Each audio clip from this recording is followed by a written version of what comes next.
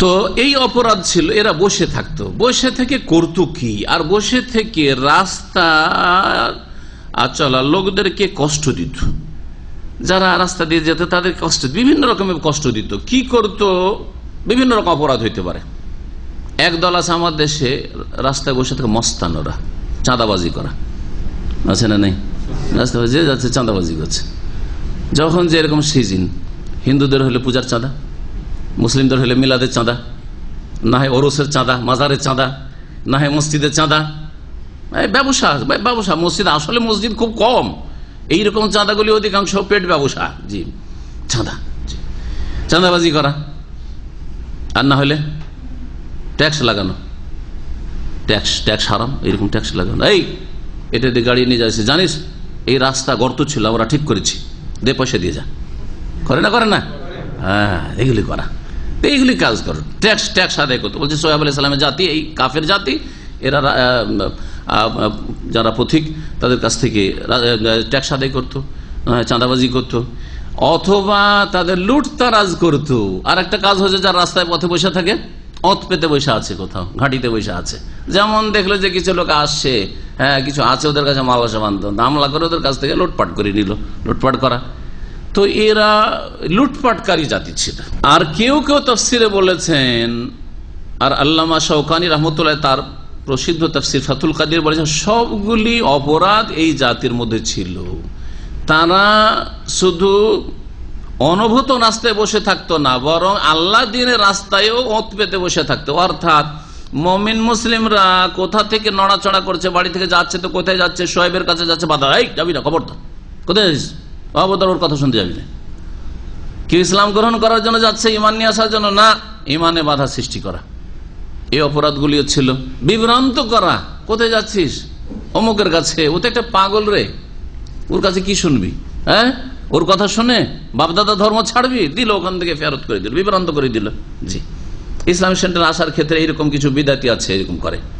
কি রে, একদল আছে বাধা সৃষ্টি করে, এরকম করে, ও কোথায় যাচ্ছিস? বিরিয়ানি খেতে। বেচারা লজ্জায় পড়ে গেল, আরে আমাকে বলে বিরিয়ানি খাওয়া, যাবো না, যা, ওখান থেকে ফিরে চলে গেল, দিল গুমরাহ করে। এইরকম ইসলামের দুশ্মন মুসলিম সমাজে আছে, কাফেরদের মধ্যে তো থাকতেই পারে। জি, সোহাইব আলাইহিস সালামের কাফের জাতি তো থাকতে পারে। বিরিয়ানি খেতে যাবি, ওখান থেকে লজ্জায় পালিয়ে গেলেন, আর যাবো না। কি বলছে, লোকে ক্রিটিসাইজ করছে যে বিরিয়ানি খেতে যায়, এসে দেখছে সবচেয়ে খারাপ বিরিয়ানি, এমন কোনো ভালো বিরিয়ানি না। হ্যাঁ, সারাদিন যেহেতু থাকতে হচ্ছে, কিছু একটা পেটে দিতে হবে, না হলে মুশকিল, সেই জন্য আসলে এমন কোনো কোয়ালিটিরও নাই। কিন্তু না, ও আসতেই তো না, ওখান থেকে বিদায়, যাবই না, সমালোচনার পাত্র হয়ে যাব না। আর না হলে অনেক লোককে গোমরা করেছে।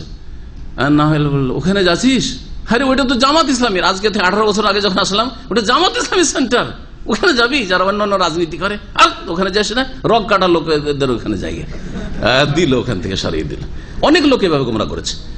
আচ্ছা, ওইটা যখন একটু হলো যে না রে ভাই, ইসলামিক সেন্টার জামাত ইসলামীদের সেন্টার নয়, যখন একটু মানে এইটা দিয়ে আর কাজ চলছে না, তো যারে তখন আরো ফিতনা, কিছু আল কায়দার ফিতনা, তারপরে তো আইএসআইএস-এর ফিতনা, এসব ফিতনা। আরে ওইখানে এখন এগুলো করে কিছু, ওখানে যাবি, ওখানে আইএসআইএস-এর ট্রেনিং হয়, হ্যাঁ, ওইখানে করে আল কায়দার শিক্ষা দেওয়া হয়, ওখানে যাবি। খবর থেকে কিছুদিন আগে বলছে যে আমার আশেপাশের লোকেরা আছে, আমি যখন এখানে এসে বলছি, ওখানে তো আল কায়দার ট্রেনিং দেওয়া হয়। বুঝি বলে, দেখছেন না কি ট্রেনিং দেওয়া হচ্ছে, আল কায়দার ট্রেনিং নাকি দেওয়া হয়েছে। আল্লাহ ও রাসূলের কথা বলা হচ্ছে, তাওহীদ সুন্নতের কথা বলা হচ্ছে, আর মুসলিম শাসকের বৈধ কাজে আনুগত্যের কথাও বলা হচ্ছে, বৈধ কাজে। হ্যাঁ, তারপরে যদি এইরকম মিথ্যা অপবাদ দেয়, তো লানাতুল্লাহি আলাল কাযিব, এইরকম মিথ্যুকদের আল্লাহর অভিশাপ পড়বে না, পড়বে না? দুনিয়া আখিরাত ধ্বংস হবে না? এইভাবে বিভ্রান্ত করে। আরো মেলা কিছু।